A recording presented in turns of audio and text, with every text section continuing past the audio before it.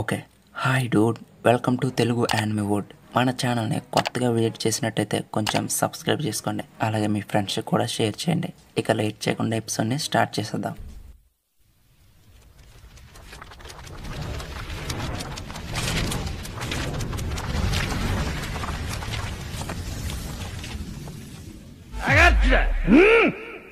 Episode స్టార్టింగ్లో egg హెడ్లో కొన్ని గంటల క్రితం ఏం జరిగిందో రీక్యాప్ వేస్తారు. యోర్క్ ఈ ప్లాన్ని ఎలా స్టార్ట్ చేసిందని దాని మీద. హే గాయ్స్, నాకు సహాయం చేయాలి. సరే, ఇప్పుడు మీరు జాగ్రత్తగా వినండి. ఇప్పుడు మనకు వచ్చిన ఇబ్బంది ఏమిటంటే ప్రపంచ ప్రభుత్వం స్టెల్లానే కాదు నన్ను కూడా ఎలిమినేట్ చేయాలని డిసైడ్ అయినట్టున్నారు. ఇది నేను నమ్మలేకపోతున్నాను. ఎంతో చికాకుగా ఉంది. ఇది క్షమించరానిదా కాదా? మీరే చెప్పండి.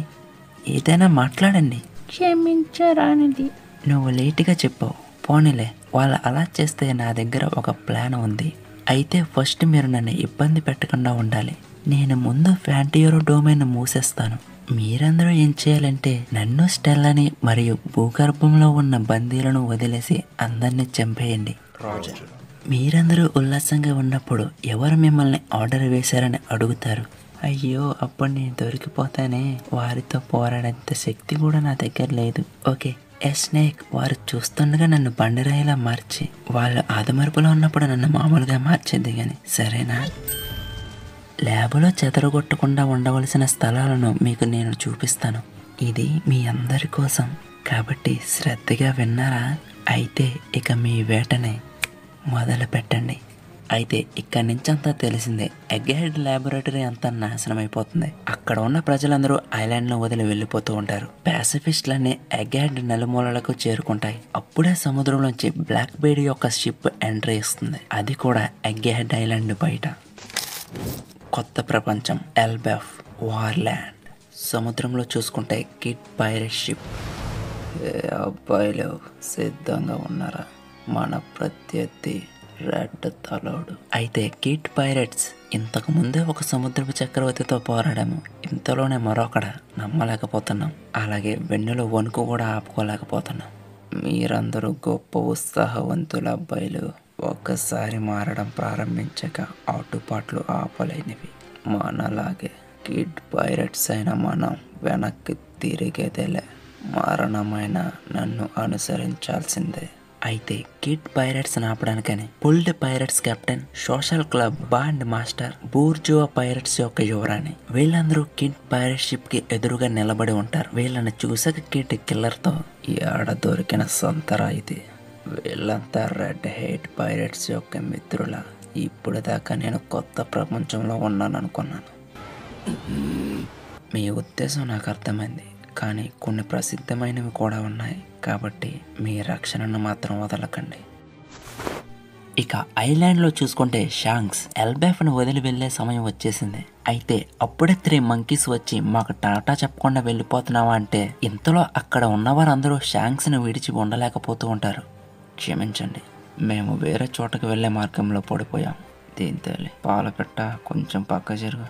ఇక్కడ మేము చాలా కాలం ఉన్నందున పెద్ద పేరు తెచ్చుకున్నట్టున్నాం. ఇప్పటికీ మేము వెళ్ళాల్సిన సమయం వచ్చింది. నాలో ఉన్నవాడిని కూడా మేలుకొల్పే సమయం వచ్చింది. మీ మిత్రులను ఇప్పుడే వెనక్కి వచ్చేమని చెప్పండి. వాళ్ళు ఇప్పటికీ బలహీనంగానే ఉన్నారు. అయితే షాంక్స్ అన్న ఈ మాటలకి అక్కడున్న వారందరూ జోక్ చేస్తున్నాడు. మనం బలహీనంగా ఉన్నామంట, మిమ్మల్ని రక్షించే బాధ్యత మాది అని కింద మీద పడుతూ పడి నవ్వుతూ ఉంటారు. అవునా? మీ శత్రువుల కంటే మీ ప్రాణాల ఆయుష్ గురించి ఆలోచించండి. అయితే షిప్లో ఉన్న వారందరూ ఫైట్కి రెడీగా ఉంటారు. షాంక్స్ యాషప్ని బ్లాక్ బైడ్ ఆచూకీ అన్న తెలిసిందని అడుగుతాడు. లేదు, అతను పైరట్ దేవిని విడిచిపెట్టాడని మాత్రమే తెలిసిందే. షాంక్స్ కూడా వానభూమికి అందుకే వచ్చాడని ఇక్కడ రివీల్ చేస్తాడు. హోంగో ఏమో కిడ్కి సంబంధించిన ఇన్ఫర్మేషన్ అంతా షాంక్స్కి ఇస్తాడు. అయితే మరొక పక్క కిడ్, ఇక్కడ ఎన్ని షిప్స్ ఉన్నాయి? 9. వాంటెడ్ పోస్టర్లో నేను చూసిన అన్ని ముఖాలు ఇక్కడ కనిపిస్తున్నాయి. ప్రత్యర్థులు ఎవరనేది నాకు పట్టింపు లేదు. వారందరినీ 10 నిమిషాల్లో తుడిచిపెట్టేస్తా. ఇక ప్రతి షిప్లోంచి ఇనుముకు సంబంధించిందంతా లాగేస్తూ ఉంటాడు. షాంక్స్ మిత్రులు ఏం జరుగుతుందని ఆలోచించేలోపే కిడ్, వారు ఎలా కొనుక్కుతున్నారో ఈ చిన్న పొడి తైలతో నాకు పట్టింపు లేదు. నా దారికి అడ్డు లేకండి, లేదా తుడిచిపెట్టుకుపోండి. ఇక నిమిషం కూడా లేట్ చేయకుండా కిడ్ షాంక్స్కి సంబంధించిన మిత్రుల షిప్పులన్నిటినీ తన డమైన్ పంకుతో తుడిచిపెట్టేస్తాడు. ఇప్పుడైనా బయటకు రారా ఎర్ర తలోడా. అయితే ఇదంతా గమనించిన షాంక్స్ వెంటనే నౌకలన్నిటినీ విస్తరించమని చెప్తాడు. హోమే బాస్టర్డ్, ఎందుకరా నవ్వుతున్నావు కిల్లర్. ఇక అలా సీన్ ని కంటిన్యూ చేస్తూ ప్రెజెంట్ కి తీసుకొస్తారు. కిల్లర్ అలాగే కిడ్ తీవ్రమైన గాయాలతో పడి ఉంటారు. కిడ్ పైరట్స్ లేపడానికి ప్రయత్నిస్తారు గానీ ఏమాత్రం చలనం ఉండదు. ఒకవైపు షాంక్స్ వీళ్ళ వైపు వస్తూ ఉంటాడు. వీళ్ళకి ఏం చేయాలో అర్థం కాక షాంక్స్ ముందు తల ఉంచుతారు. అలాగే తమ కెప్టెన్ ని చంపొద్దని వేడుకుంటారు. షాంక్స్ వీళ్ళ వైపు చూస్తాడు కానీ ఒక్క మాట కూడా మాట్లాడు. ఇక ఏం చేయాలో అర్థం కాక కిడ్ పైరట్స్ వాళ్ళు ఇప్పటిదాకా సంపాదించిన రోడ్ ఫోనోగ్లిఫ్ల యొక్క మ్యాప్స్ ని షాంక్స్ కి ఇస్తారు. కానీ షాంక్స్ వాటి వైపు ఒక చూపు కూడా వేయడు. ఇక అదే టైంలో తన షిప్ రావడంతో ఏమీ మాట్లాడకుండా తన షిప్ ఎక్కేస్తాడు. అయితే కిడ్ పైరట్స్ కి ఇక్కడ ఏం జరుగుతుందో అసలు అర్థం కావట్లేదు. చుట్టుపక్కల చూసుకుంటే అన్ని షిప్స్ ఐలాండ్ కి దూరంగా వెళ్ళిపోతూ ఉంటాయి. ఏం జరుగుతుందని ఐలాండ్ వైపు చూడగానే గోరీ బ్రోగి వీళ్ళ వైపే దాడి చేయడానికి సిద్ధంగా ఉంటారు. చిన్న మనుషులారా, వేరొకరి ఊరిపై తుపాకీని గురిపెట్టినప్పుడు మీపై దాడికి కూడా సిద్ధంగా ఉండాలి కదా.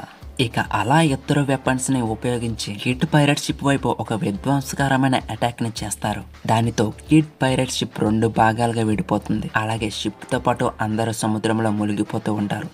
ప్రస్తుతం కొత్త ప్రపంచం ఎల్బెఫ్ వద్ద ఎస్టియన్ కెప్టెన్ కిడ్ నేతృత్వంలోని 3 బిలియన్ బెరీస్ బహుమతితో కిడ్ పైరట్స్ నాశనమైంది.